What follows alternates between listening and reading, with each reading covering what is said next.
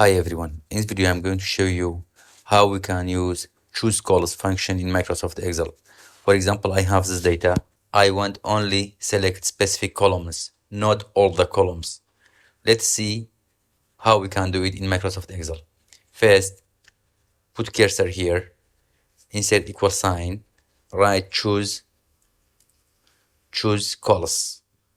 Okay, select the data. Control Shift, draw down arrow. Okay. Here we selected the array, column 1, column 2, and so on. Then, comma. For example, I want to select column 1, just insert 1, comma.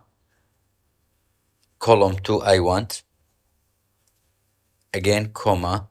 I don't want column 3. For example, I want column 4, comma, and salary. Column 6. Close the bracket. Just enter. Okay.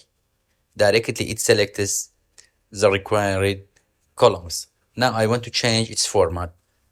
Select this, Control Shift, draw down arrow.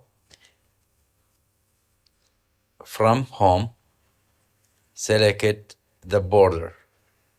Okay. Also change it to 14. Its size to 14. Then bring it to center. Also select this one, make it bold, and add this type of color. Okay, that's all. If you get benefit from this video, please like it, leave a comment, and subscribe to not miss the next videos. Have a nice time.